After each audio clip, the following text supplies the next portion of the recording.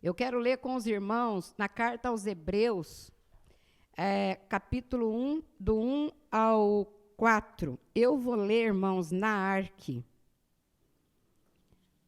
Quem tiver com a NVI ou outra tradução, não tem problema, mas eu vou estar lendo na tradução da Arque. Carta aos Hebreus, capítulo 1, do 1 ao 4, diz: Havendo Deus antigamente falado muitas vezes, de muitas maneiras, aos pais, pelos profetas, a nós falou-nos nesses últimos dias pelo Filho, a quem constituiu herdeiro de tudo, por quem fez também o mundo, o qual, sendo o resplendor da sua glória, a expressa imagem da sua pessoa, e sustentando todas as coisas pela palavra do seu poder, havendo feito por si mesmo a purificação dos nossos pecados, assentou-se à destra da majestade nas alturas, feito tanto mais excelente do que os anjos, quanto herdou mais excelente o nome do que eles. Amém? Glória a Deus. O título da palavra que eu vou trazer hoje é A Superioridade de Jesus Cristo. Alguns até falam a supremacia de Cristo, ou às vezes a excelência de Cristo, mas eu escolhi a superioridade de Jesus Cristo. A carta aos Hebreus, eu creio que os irmãos, a maioria aqui já leu, né?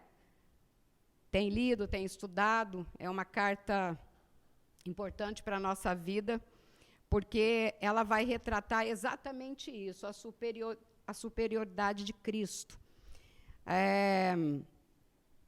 Todo o livro, né, toda essa carta, ela vai exaltar a pessoa e a obra de Jesus Cristo, mostrando o cumprimento do Antigo Testamento, porque tem muitas pessoas que falam assim: eu não vou ler o Antigo Testamento, porque o Antigo Testamento é muito difícil para eu entender, são muitas guerras, são muitas coisas acontecendo, e tem pessoas que falam: não, eu só vou ler o Novo Testamento. A Bíblia, ela tem 66 livros, ela é um conjunto, então nós temos que ler todos os livros. E para você entender essa superioridade de Jesus Cristo, você tem que começar a ler Gênesis e ler toda a Bíblia, porque senão você não vai entender quem é Jesus, e muitas vezes as pessoas, diante de não entender de fato quem é Jesus e quem é esse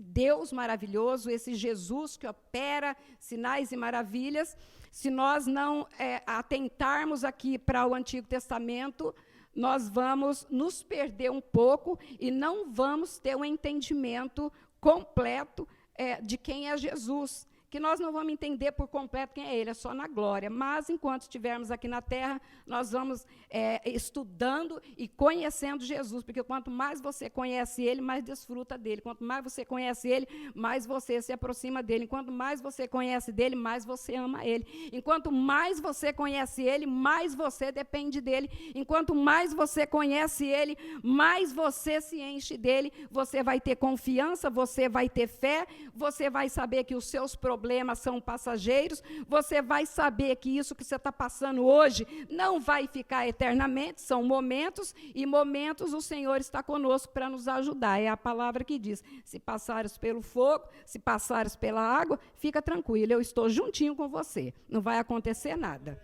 tudo vai ficar muito bem. Amém?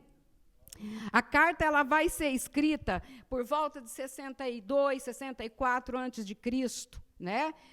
Depois de Cristo. E a autoria, muitas vezes, já ouvi pessoas falando que foi o apóstolo Paulo que escreveu a carta aos Hebreus. Irmãos, nós não sabemos quem é, ela é totalmente desconhecida. Por quê?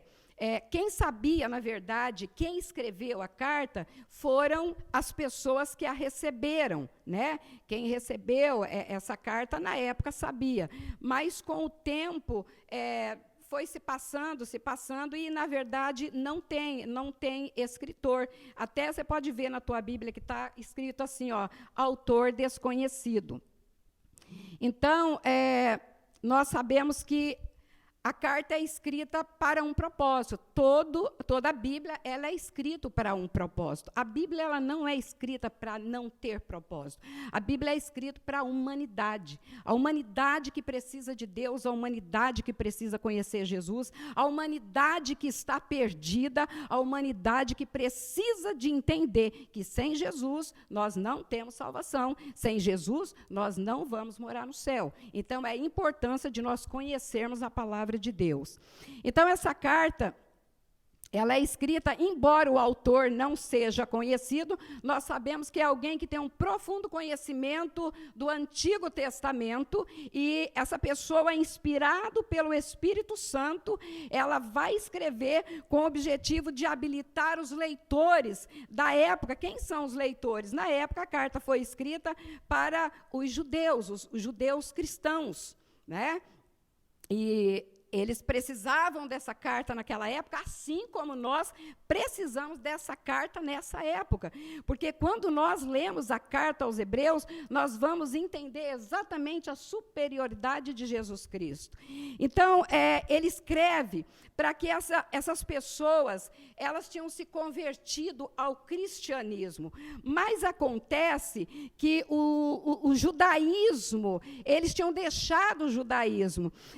Mas com o passar do tempo, sempre vai ter aqueles grupinhos, né, irmãos? A mesma coisa acontece hoje conosco. Não tem uns grupinhos que, às vezes, nós cristãos, tem um grupinho que fala, por que você está servindo a Deus? Para que você vai na igreja? Para que você faz isso? Não precisa daquilo. Enfim, existem os grupos. E, nessa época, existia um grupo radical de judaizantes que eles não haviam compreendido o que é a graça de Cristo. E, então, por eles não compreender a graça de Cristo, eles vinham no meio dos cristãos ali, dos cristãos, e ficava trazendo, olha, não pode, você tem que voltar ao judaísmo. Então, a carta vem para falar para eles, olha, vocês têm que se manter firme no Senhor, vocês têm que ter fé, vocês têm que ser perseverantes e não voltar para o judaísmo. Porque até tem um texto muito interessante aqui em Hebreus que fala, corramos com perseverança a corrida que nos é proposta. Foi escrito para eles e é para nós também. Vamos correr, vamos perseverar essa corrida, porque ela é proposta para mim e para você. Então, o escritor, ele vai começar, é interessante, porque quando você lê alguns livros, geralmente eles começa a apresentar, eu, apóstolo de Jesus Cristo, Paulo, e começa dando a paz. E aqui, quando começa o livro, a carta, é muito interessante a forma que ele vai retratar, porque ele vai trazer aqui, tipo assim, um antagonismo do Antigo Testamento com o Novo Testamento. Ele começa falando de algo que era de um jeito, de uma forma, e que agora vai ser diferente. Então, ele começa exatamente assim. Ele fala, há muito tempo, olha, uma carta começar dessa forma, há muito tempo, né? Há muito tempo, Deus falou. Antigamente, havendo Deus falado antigamente, falar, que havendo Deus antigamente falado. O que nós aprendemos é que Deus fala. Deus fala em todo o tempo. Deus, ele começa a fazer o mundo, ele começa a falar, haja luz, haja, e vai se construindo todas as coisas. E é um Deus onipotente, é um Deus onisciente, é um Deus que está conosco, é um Deus que conhece a nossa vida, conhece todas as coisas, porque Ele é o Criador. Então, ele vem trazendo exatamente isso aqui. Ele quer dizer o que para esses cristãos? Olha, não faz sentido vocês querer voltar ao judaísmo, porque no cristianismo tem algo melhor, tem algo superior. E ele quer dizer que esse algo superior agora é Jesus Cristo, porque existe agora um algo diferente, uma revelação que ele vai trazer para que eles entendam exatamente quem é Jesus. Porque hoje, muitas vezes, as pessoas falam de Jesus. Elas abrem a boca para falar que Jesus é bom. Elas abrem a boca para falar que Jesus faz maravilhas. Mas elas ainda não provaram desse amor, dessa graça, dessa bondade. Apenas falam. Mas nós temos que ter um relacionamento com Ele muito profundo para nós realmente ter a certeza de quem Ele é nas nossas vidas. Então, agora, Deus começa essa revelação, e Ele começa falando aqui há muito tempo. Havendo Deus antigamente falado. Então, quando nós olhamos aqui para essa carta, e por esse começo, nós vamos entender algumas coisas. As mensagens proféticas do Antigo Testamento, elas são parciais, elas são fragmentadas. Deus, ele não fala de uma vez todas as coisas. Ele começa falando alguma coisa aqui, ele fala alguma coisa ali, e aí as pessoas não entendem muitas vezes, até nós mesmos, quando nós recebemos uma palavra profética do Senhor para a nossa vida, o Senhor fala alguma coisa, mas ela não chega a ser completa, ela vai se completando, e a gente, ainda bem que Deus tinha falado isso mesmo sobre a minha vida, e é assim que começou. E como que começa essa revelação de Jesus Cristo? Ela vai começar, ele vai construindo, né, essas revelações, vai adicionando uma revelação, ela vai ficando maior, até ela chegar à figura de Jesus. O Antigo Testamento todo aponta para Jesus Cristo.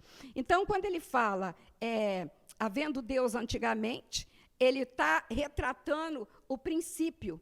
O princípio, nós voltamos lá em Gênesis, quando Deus cria o homem e a mulher, quando há o pecado, quando acontece tudo, a Eva, o Adão, eles caem em pecado, e ali no meio de tudo aquilo, irmãos, aonde Deus poderia falar assim, olha, vocês estão expulsos do paraíso, vocês pecaram, vocês não têm mais jeito. Não, ao contrário, ele começa trazendo uma revelação maravilhosa, porque muitas vezes a gente fala assim, Senhor, para mim não tem mais jeito. Ah, não dá. Eu sou pecador, eu fiz isso, eu fiz aquilo, não tem mais jeito. E muitas pessoas acabam não aceitando a paternidade que é Deus nas nossas vidas. Por quê? Ele não vai me perdoar. Imagina, ele não vai de jeito nenhum pelo que eu fiz. Não, peraí. Lá em Gênesis, o Adão cometeu pecado com Eva. Aí vem Deus e ele traz a primeira promessa. Nós chamamos essa promessa de proto-evangelho. O que significa o proto-evangelho? É um princípio de evangelho. É o começo da boa nova. O proto-evangelho é a primeira promessa da redenção de Cristo, onde ele diz assim, em vez de ele pegar Eva e falar, Eva, você foi culpada por isso. Não. Deus, ele fala, olha, a primeira boa nova, ele vai falar que viria da descendência da mulher alguém que pisaria a cabeça da serpente. Então, ele fala, olha, vai ter redenção. Vai ter algo que vai ser realizado pela humanidade. Embora o pecado veio, mas eu já tenho algo preparado, a redenção. Então, essa promessa, quando ele faz lá em Gênesis 3,15, é todo o evangelho que Adão e Eva tinham. Por isso que nós chamamos de proto-evangelho. É um princípio. Mas eles não tinham o conhecimento do que iria acontecer, quem seria essa pessoa que ia vir. Eles não sabiam nada disso.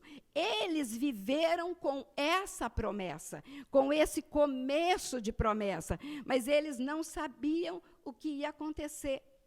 Então, com o passar dos anos, a gente pensa, será que Deus parou de falar? Não, Deus não parou de falar, porque Deus, Ele não desiste de falar conosco em nenhum momento da nossa vida. Ele vai falar conosco, Ele vai sempre estar falando, existe uma promessa para você, eu tenho algo bom para você, existe um caminho para você, existe salvação, esse teu problema vai ser resolvido, porque eu sou o Deus que está com você. Então, Deus, Ele continua falando. E com o tempo, o que acontece? Começam a vir mensagens centralizadas em Jesus Cristo, porque o Antigo Testamento vai sempre apontando para quem? Para Jesus Cristo, porque Jesus era o alvo, Jesus é sobre ele o tempo todo que o Antigo Testamento está falando. E aí ele vai prosseguir. Olha, ele falou de várias maneiras, muitas vezes, de muitas formas, de várias maneiras, é o que o autor da carta está falando. E ele fala, como que Deus falou de várias maneiras? Antigamente, ele falou, mas ele falou de várias maneiras. E quando nós olhamos o Antigo Testamento, nós vamos vendo a intensidade da comunicação. Deus é um Deus que se comunica. Deus nunca deixou de se comunicar conosco. Então, aqui ele vai se comunicando. Ele fala sempre o que é necessário. Deus nunca vai falar além do que não é necessário. Deus fala o que nós precisamos saber, o que nós precisamos entender, é o que ele vai falar. Então, agora, ele fala de que forma? Nós sabemos que Deus é criativo, ele fez de uma forma maravilhosa toda a criação. Então, agora ele fala através do quê? Ele fala através dos sonhos. Quando você olha o Antigo Testamento, ele dá muitos sonhos, ele dá visões, ele faz sinais maravilhosos. Você vê a passagem do povo ali no mar, né? Que maravilha, Deus abriu o mar, olha que sinal maravilhoso. Deus, ele vem trazendo essa revelação e de várias maneiras, e nós não vamos nos aprofundar nisso, porque se nós fosse falar do que Deus fez para o povo, gente, é muita coisa, e eu vou falar que nós ia ficar aqui muito tempo falando só sobre isso, mas é só para entender que Deus falou de várias maneiras. Profetas. Os profetas falaram muito a respeito de Jesus. Precisamos ler o Antigo Testamento, porque Miqueias foi um profeta que ele, por exemplo, ele sabia que o Salvador ia nascer em Belém. Uma profecia falada muito antes de Jesus nascer, já havia essa profecia. Outro, Oséias, ele falou, Oséias sabia, por exemplo, o tempo que Jesus ia passar no Egito. Ele ia passar um tempo no Egito quando ele era criança. Então, essas revelações, elas eram fragmentadas. O Miqueias sabia uma coisa, o Isaías é conhecido como profeta messiânico. Se nós for falar de tudo que Isaías falou a respeito de Jesus, nós ficaríamos aqui muito tempo, porque ele revela o nome de Jesus, que seria Emanuel. Ele vai falar, a virgem vai conceber a um filho, o seu nome será Emanuel. Ele vai falar do Salmo 53, da morte de Jesus, todo o calvário de Jesus. Então, essas revelações, por que essas revelações foram dadas? Porque o que Deus queria com tudo isso? Que quando Jesus viesse, as pessoas reconhecessem que ele era o Messias, o ungido de Deus, e que tivesse fé nele como Salvador. O que não aconteceu com muitas pessoas, infelizmente, na época de Jesus, e não acontece hoje, infelizmente, na nossa época. Só que agora algo muda, porque ele fala, nesses últimos dias nos falou pelo Filho. É o que ele vai falar aqui. Nesses últimos dias, ele nos falou pelo Filho. E agora, essa mensagem, ela é dada a nós, ela é dada para você, ela é dada para mim. Por quê? Porque o Filho, agora, ele está falando e ele veio, e ele nasceu, e as promessas foram cumpridas em Jesus, e Jesus realmente, ele provou, ele mostrou, ele fez sinais, ele fez maravilhas, quando olhamos para a pessoa de Jesus, nós entendemos o quanto Jesus é maravilhoso. Então, agora muda. Ele veio agora e ele fala, o próprio Jesus. Agora é mostrado o Jesus no Novo Testamento, na Nova Aliança. No Antigo Testamento, essas pessoas, elas tiveram um vislumbre. Elas falavam, nossa, imagina Isaías que profetizou a respeito de Jesus e ele não viu os acontecimentos, foi só uma profecia, mas ele tinha certeza que viria alguém para salvar a humanidade. Mas eles morreram nessa esperança. Mas essa promessa para nós, hoje ela é quase que todo, porque nós sabemos, ela veio para nós. Nós recebemos essa revelação, que no Antigo Testamento já se falava de Jesus, mas agora, no Novo Testamento, ele nasceu, ele é o clímax dessa revelação profética. Ele é a revelação final. Então, por isso que ele é a superioridade de Jesus Cristo, porque os profetas eram servos, os profetas obedeciam, mas agora, o que acontece? Jesus sendo essa revelação, e ele fala assim, Deus o escolheu. Agora nós vamos ver algumas características da natureza de Jesus, e ele fala assim, agora, Deus, ele fala aqui, falou nesses últimos dias pelo Filho, a quem constituiu herdeiro de tudo. Então, agora nós vemos que esse Jesus, ele é herdeiro de todas as coisas. O escritor da carta, ele quer que os cristãos judeus entendessem exatamente isso. Toda a revelação do Antigo Testamento, ela está concluída aqui. Ele veio, ele nasceu e ele é herdeiro de todas as coisas. O que significa isso? Que ele é legítimo, ele não é falso, ele não é aquela pessoa que veio e não, ele é herdeiro, ele é filho, ele é dono de tudo, ele é o legítimo. E a palavra legítimo, guarda bem ela, porque o legítimo é aquele que tem legitimidade, é ele que é o dono de todas as coisas. Então, ele é o dono da minha vida, ele é o dono da tua vida, ele é o dono da igreja, ele é o dono do mundo, ele é o dono do universo, ele é o dono de todas as coisas. E ele sendo dono, ele nos instrui em tudo, porque quando nós pedimos instrução para Jesus, nós estamos pedindo instrução para aquele que é dono de todas as coisas, e ele é o herdeiro de tudo. Jesus, ele não veio nessa terra para fazer uma negociação com o diabo. O diabo bem que tentou fazer uma negociação com Jesus, lá em Mateus, na tentação de Jesus. Mas Jesus, ele veio, ele se manifestou para destruir as obras do diabo.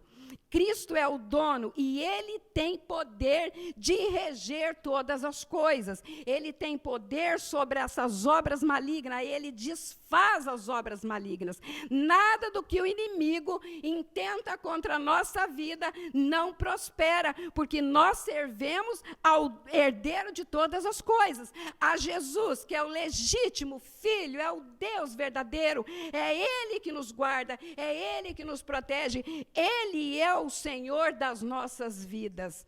E é aquele, o escritor, ele continua, é aquele por meio de quem Deus fez o universo. Glória a Deus e aleluia. Porque Jesus, desde o princípio, ele estava ali com Deus, criando todas as coisas, tempo, espaço, tudo. tudo foi criado por ele. O texto lá de Romanos fala, porque dele, por ele e para ele são todas as coisas, porque ele fez para ele, o universo é dele, a terra é dele, nós somos dele, o mundo é dele, todas as coisas são dele, porque ele é o Senhor, ele é o Criador.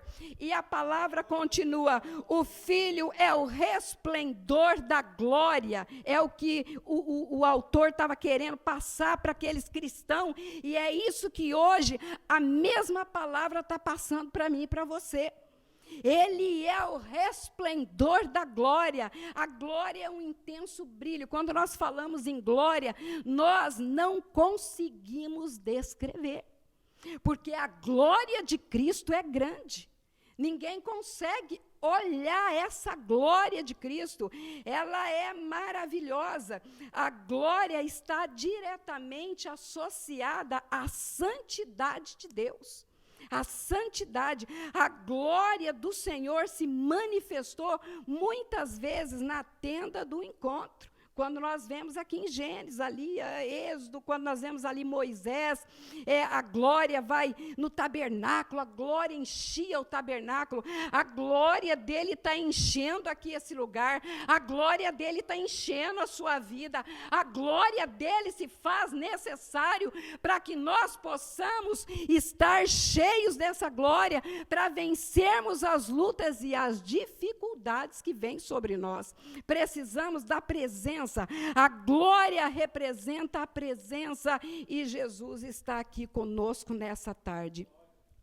Jesus, ele mostrou a glória quando ele, ali no Monte da Transfiguração, ali, quando João fala que o rosto dele resplandeceu como o sol, coisa maravilhosa, e suas vestes brilhavam como luz.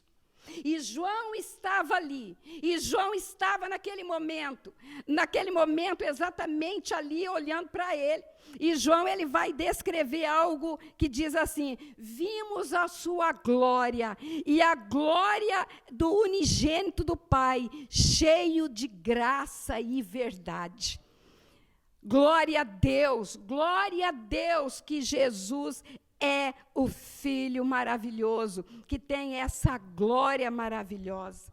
E aí ele faz uma segunda declaração a respeito do Filho. Ele vai falar assim, o qual sendo o resplendor da sua glória, é a expressa imagem da sua pessoa. Olha que coisa maravilhosa. Expressão exata do seu ser. Porque João, ele vai falar assim, se nós olharmos para Jesus, quem olha para Jesus vê o Pai. Jesus, ele está ali com os discípulos dele, e um certo momento, Filipe ali com as suas dúvidas, ele pergunta assim, Filipe, eu estou há tanto tempo com você, há tanto tempo eu estou andando com vocês, e você está perguntando para mim quem é o Pai? Você não crê que eu estou no Pai e que o Pai está em mim? É interessante, irmãos, porque isso pode acontecer com a gente. Você está andando, mas você não conhece Jesus. Você fala que é crente, você vem à igreja, você pode até ler a palavra, mas você não tem um relacionamento com Ele. E a partir do momento que você não tem um relacionamento com Ele, você não conhece. Porque só você conhece alguém quando você tem relacionamento com a pessoa. Então, Filipe ali, ele estava ali, Jesus falou, Filipe, peraí, mas há tanto tempo eu estou com você e você não me conhece? Quem vê a mim, vê o Pai. Você não crê que eu estou no Pai e que o Pai está em mim? Porque Jesus, por natureza, tem as marcas e as características de Deus. Porque só Deus as pode ter. É a mesma natureza, substância. E só Deus, o Pai, Pai e o Filho. Jesus fala, eu somos um. Eu e o Pai somos um. É a natureza e a substância. Porque tem muita gente que não entende a Trindade. Pai, Filho e Espírito Santo. Se confunde tudo. Não sabe quem é Deus, não sabe quem é Jesus, não sabe, é um, gente, é Deus. A substância, a mesma natureza, a mesma substância, mesmo poder, mesma glória, mesma graça. Então, essa expressão exata do seu ser é entender que Deus e Jesus é um. Ele fala, quem vê a mim vê o Pai. É por isso que ele fala, eu sou o caminho, a verdade e a vida, e ninguém vai ao Pai a não ser por mim.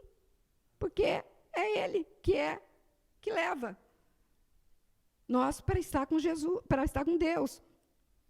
E ele fala, depois de ter realizado, aqui ele vai falar, o qual sendo a resplendor da sua glória, expressa a imagem da sua pessoa, sustentando todas as suas coisas, pela palavra do seu poder, havendo feito por si purificação dos nossos pecados.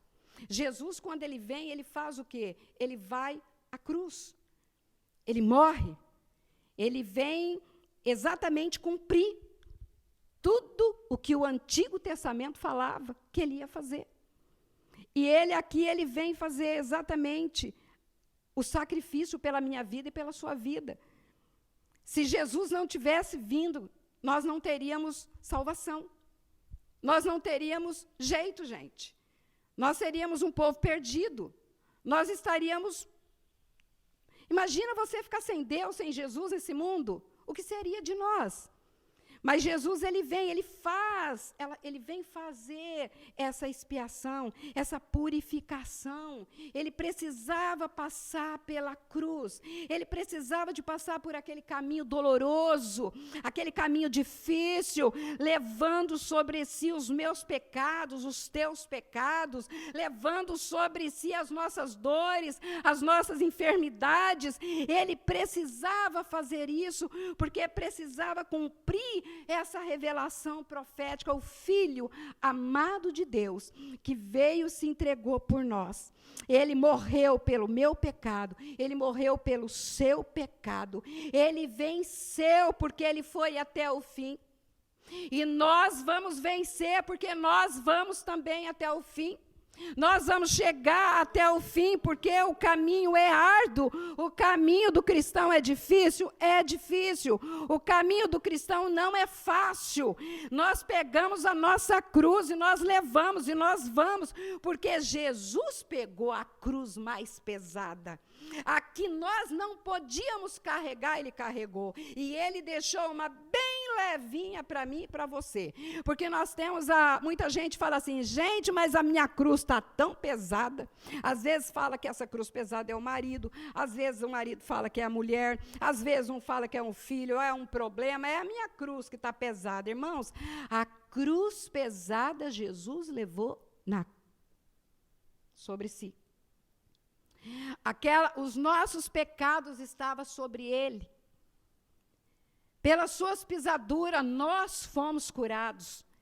Então, esse Jesus, ele fez a purificação dos pecados de todas essas pessoas, de toda essa humanidade, de todo mundo. Mas e daí? Todo mundo agora é salvo? Bom, aquele que crê em Jesus Cristo como Senhor e Salvador da sua vida, e que ele morreu para salvar a nossa vida, com certeza nós seremos salvos. Mas temos que crer em Jesus, porque senão nós não seremos salvos. Precisamos crer em Jesus.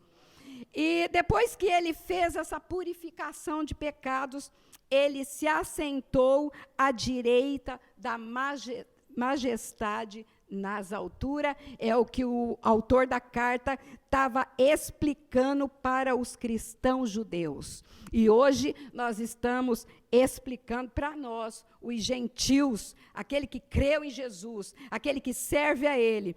Os nossos pecados foram perdoados. E Jesus se assentou à majestade nas alturas. Quando Jesus vence na cruz do Calvário, ele vence o diabo, ele vence todas as coisas.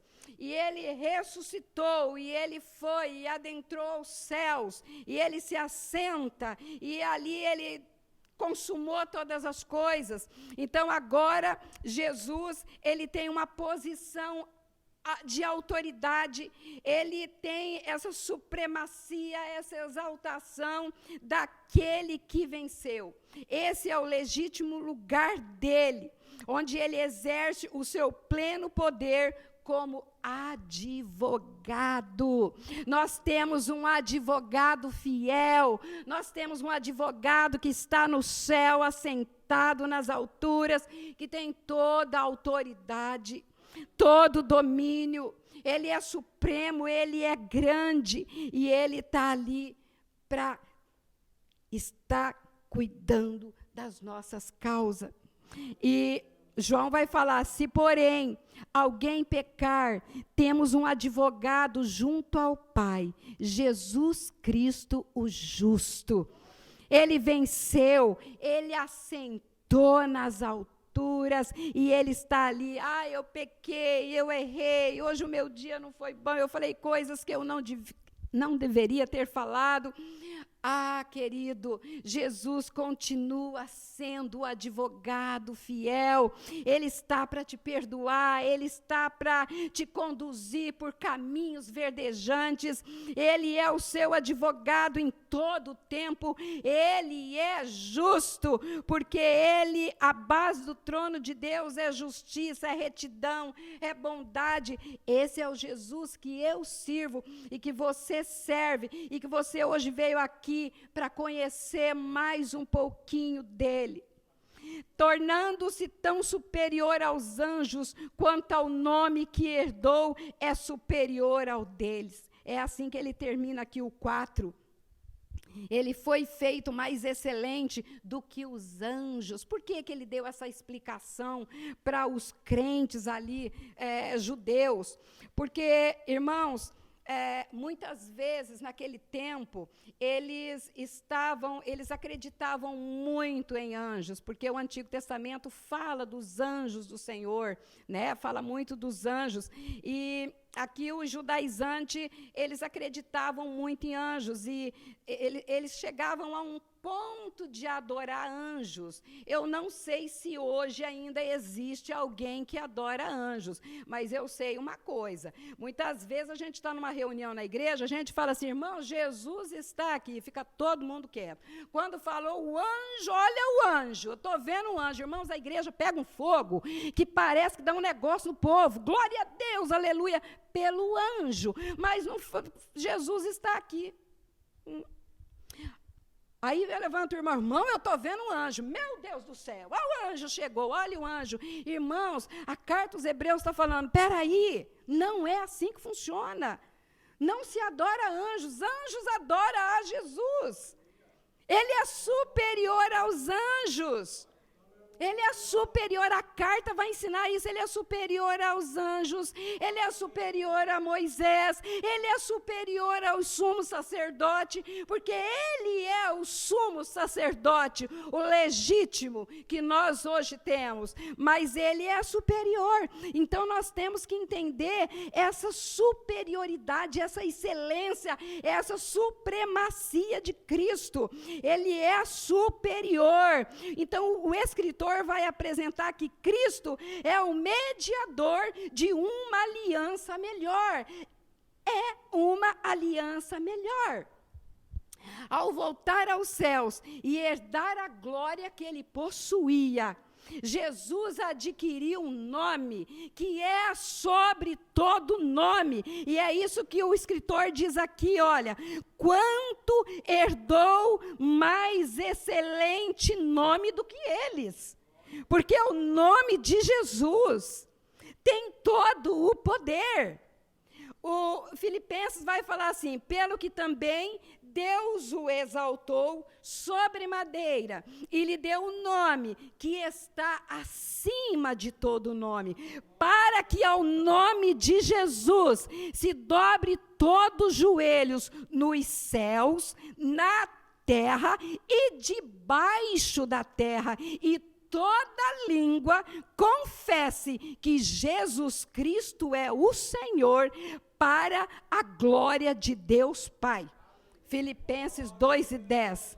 A excelência deste nome. Então, o autor ele vai ensinar que Jesus é supremo, que Jesus tem o resplendor da glória, que ele é a expressão exata do seu ser, que ele fez a purificação dos nossos pecados, se assentou à majestade de Deus, é superior aos anjos. Não adore anjos, porque os anjos adoram a Jesus. Então nós temos que adorar a Jesus. É isso que o autor queria que eles aprendessem, e é o que nós estamos aprendendo, porque nós temos que adorar a Jesus e entender que ao nome de Jesus todo joelho se dobrará e toda língua confessará. Irmãos, todos vão ter que se dobrar diante de Jesus. Não importa, é o rei, foi rei na terra, foi presidente, foi empresário, foi milionário, foi bilionário, não importa, foi pobre, foi mendigo, não importa, todos vão dobrar o joelho diante dele para confessar que ele é o Senhor. É esse Jesus que você serve, é esse Jesus que nós pregamos, é esse Jesus que nós vamos levar para que o mundo conheça que sem ele nós não vamos chegar ao céu, sem ele nós não temos a purificação dos nossos pecados, sem ele nós não temos problemas resolvidos, sem ele nós não somos curados das nossas enfermidades, sem ele nós não temos os pecados perdoados. Nós precisamos de Jesus, porque ele é o mediador de uma nova aliança, ele é supremo, ele é Senhor, ele fez os céus, a terra e o mar, e que todos nós possamos confessar que ele é o Senhor. Essa é a palavra do Senhor que eu trouxe nessa tarde, para nós entendermos essa superioridade de Jesus Cristo. Quando o autor ele fala, ele explica exatamente o que é que ele queria que o povo ali judeu entendesse a respeito de Jesus. Talvez você não tenha entendido isso que foi falado aqui a respeito de Jesus. Mas entenda que ele é superior a tudo. Ele é Senhor da minha vida, ele é Senhor da sua vida. E nós temos ele, o nome que é sobre todo nome. É por isso que nós clamamos por ele. É por isso que nós adoramos a ele. E é por isso que nós cantamos Santo, Santo, Santo. Faz favor, só para nós cantar o refrão e terminar e orar ao Senhor e agradecer a ele. Porque se ele é superior, Jesus é superior a todas as coisas, nós vamos falar para ele, Santo, Santo, Santo, Santo é o Senhor. Amém? Glória a Deus, aleluia. Louvado é o nome de Jesus. Que o Espírito Santo fale no seu espírito, que você saia daqui de uma maneira diferente, sabendo que você não está sozinho. Jesus é o nosso Senhor e Salvador, amigo fiel, nosso advogado, o amigo que nós temos todos os dias, amém? Vamos colocar de pé para nós adorar o Senhor? Aleluia, Jesus, louvado é o seu nome, Jesus. Recebe, Senhor, a nossa adoração, o nosso louvor nesse momento, Senhor, porque é só o Senhor que é digno, o Senhor é superior a todas as coisas, e nós o adoramos em espírito e em verdade. Aleluia, Jesus. Santo é o Senhor,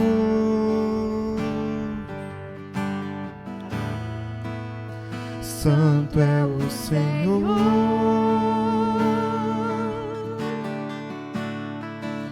Santo é o Senhor.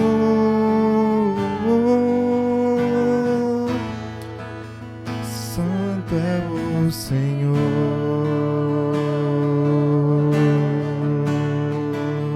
Santo é o Senhor,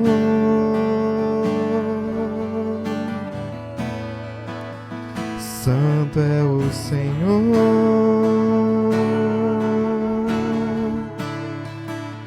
Santo é o Senhor.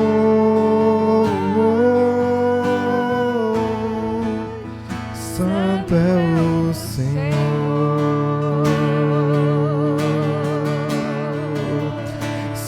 Santo é o Senhor. Tu és digno, Jesus. Santo é o Senhor.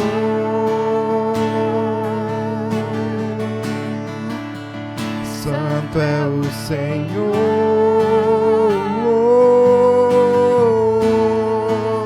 Santo é o Senhor.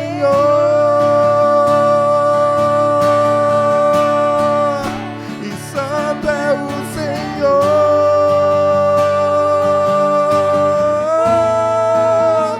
Santo é o Senhor.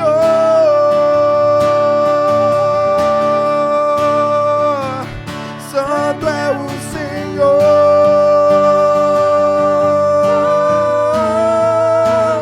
Santo é o Senhor.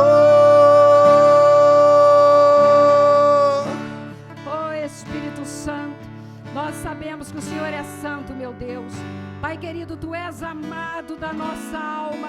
Pai, nós adoramos o Senhor, porque o Senhor é digno de adoração. Santo, santo, santo é o Senhor dos exércitos. Nós adoramos o Senhor, meu Pai, porque o Senhor é o Deus que nos comprou com o sangue. Jesus deu a sua vida por nós na cruz do Calvário. Pai querido, nós amamos a sua presença.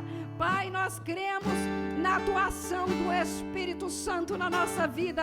Nós cremos em Jesus que faz sinais e maravilhas.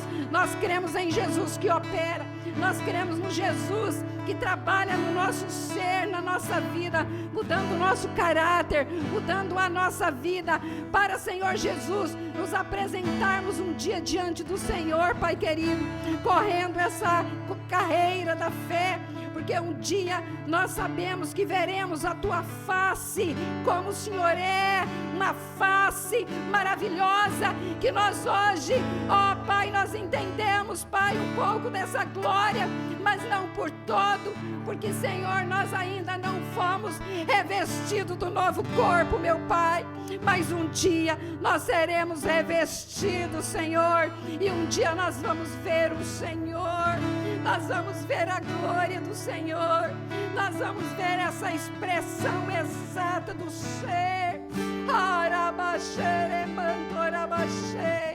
Espírito Santo, dá-nos coragem, fortalece a todos nós, para que juntos possamos vencer, possamos alcançar, possamos, Senhor Jesus, dizer ao Senhor: ora vem, Senhor Jesus, porque nós estamos preparados para encontrar com o Senhor. Espírito Santo, Santo, Santo, Santo é o Senhor dos exércitos. Grande é o Senhor, grande é o Senhor, que abre os céus e rasga os céus, mas o Senhor opera, o Senhor ouve as nossas orações aqui nessa tarde. Pai querido, cura os enfermos, cura os aflitos, cura os necessitados, cura, Jesus, nessa tarde. Pai, cura aqueles que estão em casa, que não puderam estar no culto, porque estão enfermos. Pai, vai agora, Senhor, curando eles, meu Deus, porque o Senhor é bom e a sua misericórdia dura para sempre. Pai, quando o Senhor diz que o Senhor passa curando, nós sabemos que há uma cura, porque quando o Senhor cura, o Senhor faz completo. Quando o Senhor cura, o Senhor levanta o doente, o Senhor o faz andar, prosperar em seu caminho. Espírito Santo, Espírito de Deus, Espírito de Deus, que está neste lugar. Pai, Tu és grande. Espírito Santo, o Senhor se manifesta, o Senhor fala, porque o Senhor é fiel. O Senhor não é homem para que minta, mas o Senhor fala, porque é Deus e a sua palavra é a verdade. Deus eterno, vem, Senhor, socorrer. Vem socorrer o necessitado, vem socorrer aquele que está sem força nessa tarde, que entrou aqui e disse: eu não tenho mais o que fazer, eu não sei mais para onde ir. Espírito Santo, Espírito Santo de Deus, vem manifestando, Senhor. Vem manifestando a sua glória, vem manifestando a sua presença, Espírito do Senhor. Senhor, vem enchendo esse coração que entrou vazio aqui nessa tarde. Pai, um coração que está gritando, gritando, gritando pela mão e ajuda do Senhor. O Senhor vai trazer, o Senhor vai renovar, o Senhor vai trabalhar, porque o Senhor é fiel, o Senhor é justo. Santo, santo, santo é o Senhor dos exércitos. Espírito Santo, Espírito Santo, oh Espírito Santo. Paulinho, acompanha aquela irmã, por favor, até aqui. A irmã, por favor. Oh Espírito Santo, Pai, nós te amamos, Senhor.